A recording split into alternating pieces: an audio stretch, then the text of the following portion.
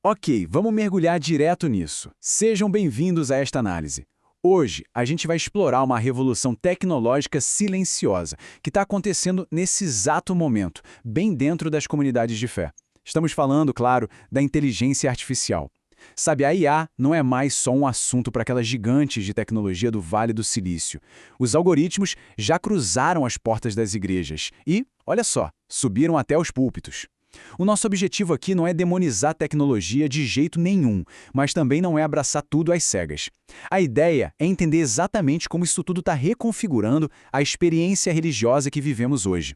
Para organizar a nossa imersão de um jeito bem profundo e equilibrado, vamos passar por 6 pontos. Primeiro, a revolução oculta no púlpito. 2, a ferramenta e a eficiência. 3, o risco da inautenticidade. 4, a idolatria da praticidade. 5, limites éticos e discernimento bíblico. E 6, a ideia de que é uma ferramenta, não uma solução espiritual. Basicamente, a gente vai mapear de forma super imparcial tanto os benefícios práticos do dia a dia, quanto aqueles riscos éticos mais profundos de trazer a IA para o ministério cristão. Tudo para garantir uma visão bem completa e madura desse cenário.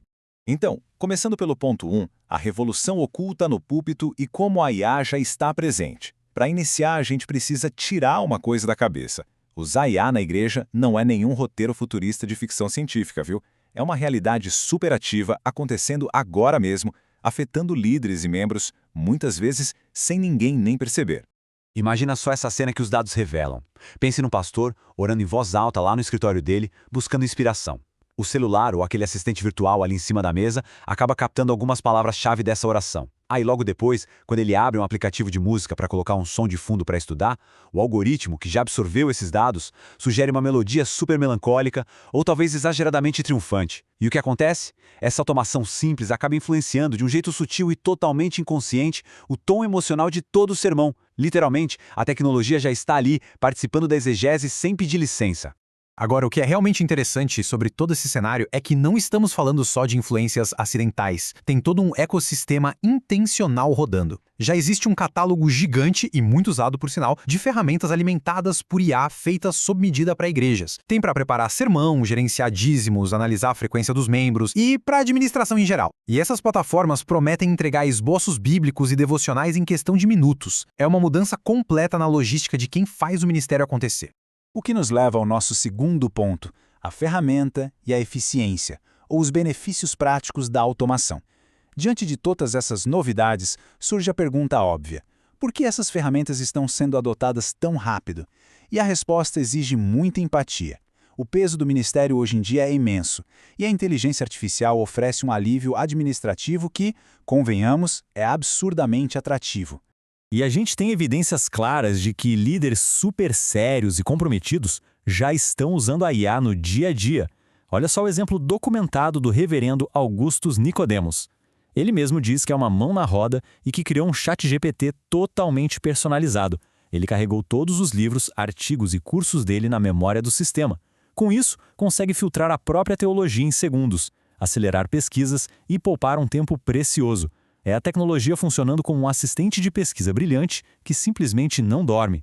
Mas aí entramos no ponto 3, o risco da inautenticidade e a perda da experiência humana. Porque, se de um lado a gente tem toda essa eficiência administrativa, do outro, encaramos uma realidade preocupante. Existem custos espirituais e éticos muito profundos quando a gente terceiriza a essência do púlpito para algoritmos.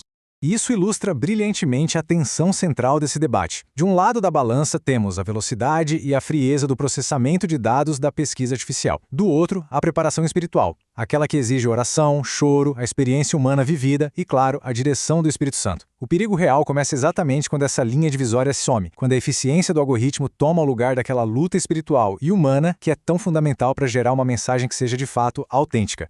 Pensa bem, um sermão sobre o sofrimento só toca o coração de uma igreja porque quem está lá na frente pregando já viveu aquilo, já chorou e encontrou consolo.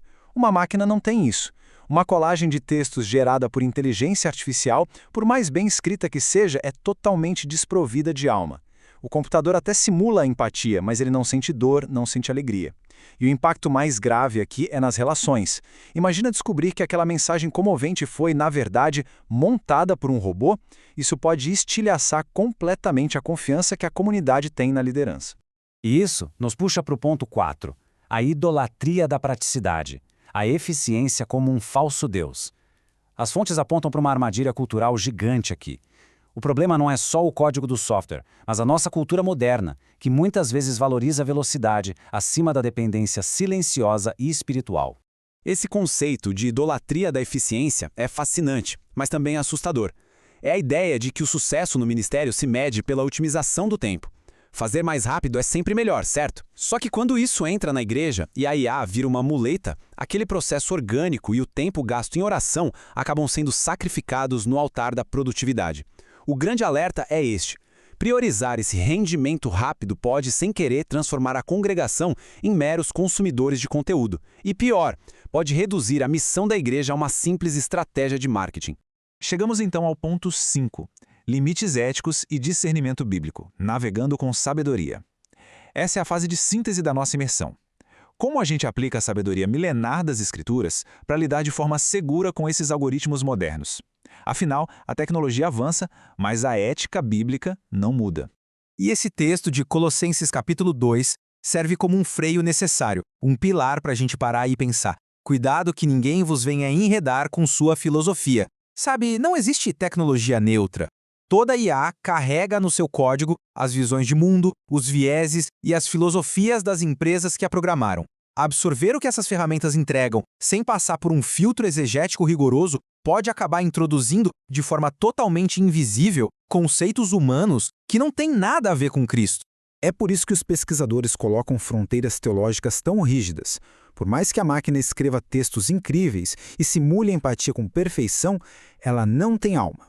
Ela simplesmente não tem o temor do Senhor, que lemos lá em Provérbios 9 e 10. E como diz 1 Coríntios 2,14, ela é totalmente incapaz de discernir coisas espirituais. Então, delegar um aconselhamento profundo ou o coração da interpretação da Bíblia a um sistema probabilístico é esvaziar todo o discernimento que é humano e principalmente inspirado por Deus. A máquina não tem o Espírito Santo. O que nos traz ao nosso último ponto, o número 6. Ferramenta, não solução espiritual. Juntando tudo que os teólogos e líderes debatem, a visão mais equilibrada é que a inteligência artificial deve ser tratada estritamente como o que ela é, uma criação humana, essencialmente amoral por si só, que precisa ser gerenciada com extrema sabedoria e jamais adorada como um mediador espiritual.